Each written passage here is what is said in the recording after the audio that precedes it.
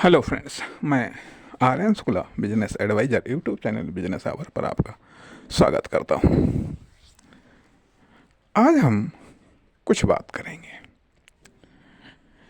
किसी ने कहा है कि सुबह होती है, शाम होती है, जिंदगी यूं ही तमाम होती है। वास्तव में मित्रों, सोचने के लिए भी समय चाहिए। यदि सोचने के लिए समय नहीं है तो फिर बदलने के लिए फुर्सत कहाँ से मिलेगी। और यदि सोचने के लिए समय नहीं है, बदलने के लिए फुर्सत नहीं मिल रही है, तो फिर सुबह होती है, शाम होती है, जिंदगी यूं ही तमाम होती है। यदि सोचने पर हम फोकस न कर पाए, यदि हम विचार करने पर फोकस न कर पाए, तो बदलाव कहाँ से आएगा। लेकिन हम बदलाव चाहते हैं। एक तो वह बदलाव जो हम चाहते हैं और हमारे अनुसार बदलाव आता है, वरना बदलना तो हमारा निश्चित है। चाहे हम सोचें या ना सोचें, चाहे हम बदलें या ना बदलें, परंतु बदल तो जाना ही है। लेकिन तब अंतर इतना आएगा कि बदलेंगे तो हम, हमारे हालात बदल जाएंगे, लोग बदल जाएंगे, हालात बदल जाएंगे, लोग बदल जाएंगे, उम्र बदल जाएगा, शरीर की अवस्था बदल जाएगी, शरीर की शक्ति सामर्थ्य बदल जाएगी। तब हम ये सोचेंगे कि काश हम भी पहले बदल लिए होते। तो वास्तव में कहने का अर्थ यह बनता है कि जिंदगी की व्यस्तताओं में इतना व्यस्त मत होइए कि खुद के बारे में सोचने के लिए समय न हो, खुद हम सोच न सकें, खुद हम विचार न कर सकें कि जीवन का पर्पस क्या है, जीवन का पर्पस क्या है। जो हम कर रहे हैं उसका लाभ मिल किसको रहा है। और वास्तव में जब हमारे पास में हमारी शक्ति नहीं होगी, सामर्थ्य नहीं होगी, अवस्था नहीं होगी, एज नहीं होगी, तब इस समय की कौन सी चीज़ काम आएगी। काम आएगी अर्थात कहने का अर्थ यह बनता है कि एक कार्य करना चाहिए, चाहे लाइफ में कार्य हो, चाहे बिजनेस में कार्य हो, बिल्कुल अंधे बैल की तरह नहीं, बिल्कुल कोल्हू के बैल की तरह नहीं कि जुटे पड़े हैं, जुटे पड़े हैं, जुटे पड़े हैं, जुटे पड़े हैं। बेशक आप बहुत सक्सेस को इकट्ठा कर सकते हैं, बेशक बहुत सक्सेस को इकट्ठा कर सकते हैं, बहुत पैसा कमा सकते हैं, बहुत नाम कमा सकते हैं, बहुत इज्जत भी आप कमा सकते हैं मेहनत करने से। और यदि मेहनत करने से ना ऐसा कर पाए तो, यदि मेहनत करने से ना ऐसा कर पाए तो जो सारा का सारा इन्वेस्टमेंट है वो तो बेकार रहेगा। यदि नाम, पैसा, सम्मान ये कमा रहे हैं, कमा रहे हैं तो किसी हद तक ठीक है, लेकिन फिर भी पूरी तौर से यह भी नहीं ठीक है। क्योंकि अंततो गत्वा जो पुण्य है, जो परमार्थ है, जिससे भाग्य का निर्माण होता है, वहीं साथ रहेगा और वहीं साथ जाएगा। इसीलिए जीवन का अंतिम लक्ष्य मोक्ष कहा गया है। धर्म सबसे शुरू में, मध्य में अर्थ और काम, अंत में मोक्ष कहा गया है। आप कहेंगे एक बिजनेस एडवाइजर ये कौन सी बातें कर रहे हैं, इन्हें तो बिजनेस की बात करना चाहिए। परंतु बिजनेस को भी ताकत जीवन से मिलती है, और जीवन सर्वोपरि है। जीवन के लिए बिजनेस है, न कि बिजनेस के लिए जीवन है। इसलिए बिजनेस को ताकत देने के लिए आपका लाइफ प्रिपेयर होना चाहिए, आपका लाइफ हर समय तैयार होना चाहिए, रेडी होना चाहिए, रेडी होना चाहिए। इसमें किसी भी प्रकार का कोई भी व्यवधान या डिस्टरबेंस नहीं होना चाहिए। कहने का अर्थ यह कि भले ही आज हम 1000 रुपये कम कमाएं, या भले ही हम 1 लाख कम कमाएं, या 1 करोड़ कम कमाएं, या भले ही आज हमको 100 लोग कम जाने या 1000 लोग कम जाने, लेकिन इम्पोर्टेंट बात यह है कि हम खुद को कितना जानते हैं, हम खुद को कितना अपडेट करते हैं, खुद के बारे में हम कितना सोचते हैं, खुद के बारे में कितना सोचते हैं। और क्योंकि सोचने से बदलाव आता है, सोचने से स्पेस क्रिएट होता है, और साथ ही साथ सोचने से ही जो वर्किंग पीरियड में या लिविंग पीरियड में जो हमारे दिमाग में कचरा भर जाता है, कबाड़ भर जाता है, उसका निष्कासन हो जाता है। उसका निष्कासन हो जाता है, वह नष्ट हो जाता है, और उसके स्थान पर एक स्पेस बन जाता है। हमारे दिमाग में एक ऊर्जा का संचार होता है, हमारे शरीर में एक स्फूर्ति, एक उत्साह, एक उमंग का संचार होता है। हम इसलिए नहीं हैं कि दिन भर काम करें, रात को इतना अधिक थक जाएं कि बेसुध होकर के पड़ रहे हैं, और सुबह फिर से हम काम पर जुट जाएं। आदमी सिर्फ काम करने के लिए नहीं है, आदमी सक्सेस पाने के लिए है, साथ ही साथ अपने परम उद्देश्य को प्राप्त करने के लिए। क्योंकि जीवन का कोई भरोसा नहीं, जीवन का कोई भरोसा नहीं, कब खत्म हो जाए, ये दोबारा मिले या न मिले। इसलिए हमें जीवन का एक बेहतरीन उपयोग करना है। जीवन का बेहतरीन उपयोग करना है, कहने का अर्थ यह बनता है कि कर्म करते हुए भी कर्म में लिप्त नहीं होना है, बिजनेस करते हुए भी बिजनेस में समाहित नहीं होना, न बिजनेस को खुद में समाहित करना है। तभी हम बिजनेस को एक बेहतर वर्कर दे पाएंगे, एक बेहतर गाइडेंस दे पाएंगे, बेहतर मार्गदर्शन दे पाएंगे, जब हम बिजनेस में नहीं होंगे और बिजनेस हम में नहीं होगा। लेकिन इसके बावजूद बिजनेस को हम ढक रहे होंगे और बिजनेस हमें ढक रहा होगा। इस कारण से जरूरी यह है कि सोचने के लिए समय निकालो। और यदि सोचने के लिए, मान लिया यदि हमने 10 घंटे मन लगा करके कार्य किया है और 1 घंटा हम सोचते हैं, जिसको बोला जाता है मेडिटेशन, ध्यान। वो ध्यान किस बात का ध्यान? ध्यान क्या व्यावसायिक समस्याओं का हल खोजने का ध्यान?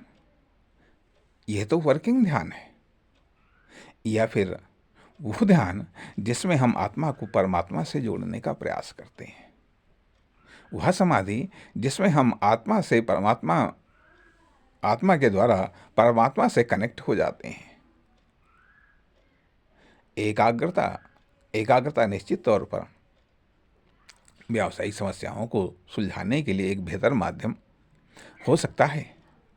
ध्यान आत्मा को परमात्मा में लगाने का ध्यान हो सकता है, लेकिन यदि कुछ समय के लिए है तो सबसे पहले तो वही बातें, वही विचार, वही समस्याएं, वही व्यवधान हमारे एकांत में आते हैं, जिन व्यवधानों को लेकर के या जिस प्रकार की दिनचर्या को हमने जिया है, या जिस प्रकार की दिनचर्या को हम जी रहे हैं, जिस प्रकार के वर्क कर रहे हैं, पहले तो वर्किंग रिलेटेड, प्रॉब्लम रिलेटेड, आवश्यकता रिलेटेड थॉट आते हैं, विचार आते हैं, भावनाएं जन्म लेती हैं। लेकिन हमें इन सब से आगे निकलते हुए मन को शांत करना है, दिमाग को शांत करना है, क्योंकि हमें उस परमपिता परमात्मा का भी धन्यवाद देना है कि उसने हमें सक्षम बनाया है कि हम कुछ कर सकें, कुछ से बहुत कुछ करने के लिए प्रेरित और अग्रसारित हो सकें। इसलिए एक तरफ जहाँ कर्म के द्वारा हम रिजल्ट का निर्माण करते हैं, कर्म के द्वारा रिजल्ट बनने में हम इन्वेस्टमेंट करते हैं, वहीं दूसरी तरफ ये भी हमें भाग्य का भी निर्माण करना है। भाग्य का निर्माण करने के लिए मन का शांत होना जरूरी है। विचारों का शांत होना जरूरी है और उस शांत अवस्था में आत्मा के द्वारा परमात्मा से संबंध स्थापित करना भी जरूरी है, प्रयास करना जरूरी है। वह भी हमारा विकास है, वह हमारा आगे चल करके या हर समय अज्ञात रूप में खुद के बिजनेस की, खुद की उपलब्धियों की रक्षा करता है। साथ ही साथ जो अप्राप्त है उसको प्राप्त करने में मदद मिलती है। यदि हम केवल जुटे पड़े हैं तो आज हमारे पास में सामर्थ्य है, हम उन चीज़ों को हासिल कर रहे हैं। हासिल करने में सारी सामर्थ्य हम लगा देंगे तो फिर उनकी रक्षा करने के लिए हमारे पास में शक्ति और सामर्थ्य नहीं बचेगी, फिर उनका उपयोग या भोग करने के लिए हमारे पास में शक्ति और सामर्थ्य नहीं बचेगी। तो कमा तो हम लेंगे, लेकिन उसका आनंद कोई दूसरा लेगा, हम ये नहीं कहते हैं। दूसरों के लिए नहीं करना चाहिए, करना चाहिए, लेकिन सवाल ये भी उठता है कि आखिरकार सबसे पहला तो खुद के लिए कर्तव्य है।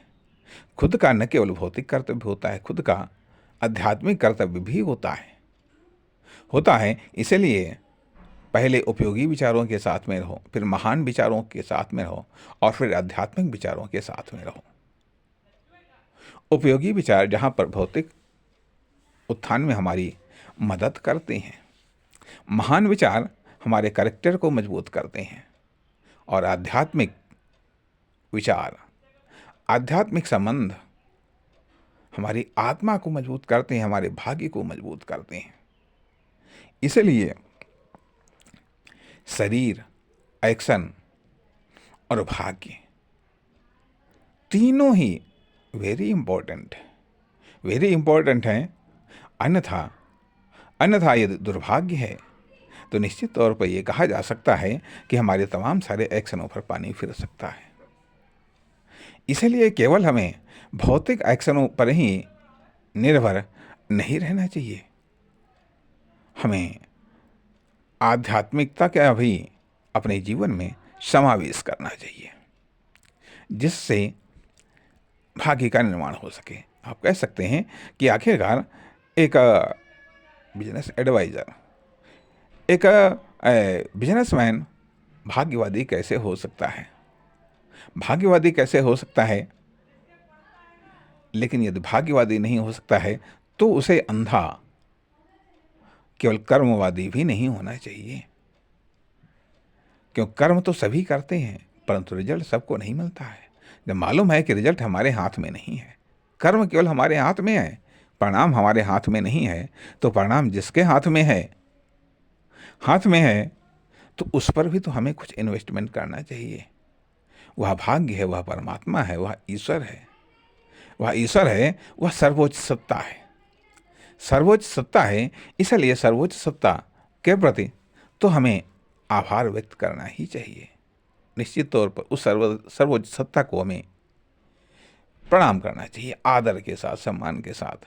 कहने का अर्थ यह बनता है कि आप बदलाव लाने में तभी सफल हो सकते हैं जब उस परमपिता परमात्मा ईश्वर, जिसको लोग विभिन्न नामों से पुकारते हैं, अपने अपने धर्म के आधार पर पुकारते हैं, याद करते हैं, उसके प्रति कृतज्ञता ज्ञापन हमारा सर्वोच्च और प्राथमिक कर्तव्य है। इसलिए कहने का अर्थ यह, यदि एक वाक्य में यदि सारी बातों का निचोड़ कहा जाए तो हम यहाँ पर ये कहना चाहेंगे, केवल भौतिकवाद की ही तरफ हमें अग्रसारित नहीं होना। केवल भौतिकवाद हमारा लक्ष्य नहीं है, और यदि केवल भौतिकवाद हमारा लक्ष्य है तो हम उन लोगों से कंपटीशन में हार जाएंगे जो भौतिकवाद के साथ ही साथ आध्यात्मिकता से भी संपन्न है। हम आपको याद दिलाना चाहेंगे कि राजा विश्वामित्र जब महर्षि वशिष्ठ के आश्रम में आए और उन्होंने महर्षि वशिष्ठ की कामधेनु गाय को लेना चाहा, महर्षि वशिष्ठ की नंदिनी गाय को लेना चाहा। तो महर्षि वशिष्ठ ने अपने आध्यात्मिक तपोबल से राजा विश्वामित्र की संपूर्ण सेना को परास्त कर दिया था। तब उनको ये लगा कि आध्यात्मिक बल सर्वोच्च है, सर्वश्रेष्ठ है। सर्वश्रेष्ठ है तो भौतिक बल सांसारिक लोगों के लिए है। इसलिए भौतिक बल में धन सर्वोपरि है। भौतिक बल में धन सर्वोपरि है। कहा जाता है हेल्थ, वेल्थ, स्ट्रेंथ, ये 3 चीजें हैं, लेकिन स्ट्रेंथ में भी आध्यात्मिक स्ट्रेंथ सर्वोच्च है। सर्वोच्च है जिसको किसी भी प्रकार के कोई बहाने की आवश्यकता नहीं होती है, न किसी माध्यम की आवश्यकता होती है, जो इमीडिएटली तुरंत रिजल्ट दे सकता है। इसलिए यहाँ पर कहने का अर्थ यह कि जब आप इस स्टेज तक आ रहे हैं तब भी यदि सफलता नहीं मिल रही है तो निश्चित तौर पर कहीं न कहीं आपकी आध्यात्मिक पावर कमजोर है। इसलिए आध्यात्मिक पावर को विभिन्न तरीकों से आप बढ़ा सकते हैं, जिससे भाग्य का निर्माण होता है। और भाग्य जब निर्मित होता है तो इनडायरेक्ट रूप में तमाम प्रकार के ऐसे सहयोग आपको प्रदान करता है जो आपके आर्थिक, सामाजिक, व्यावसायिक विकास में अपना महत्वपूर्ण योगदान देते हैं। नमस्कार, धन्यवाद।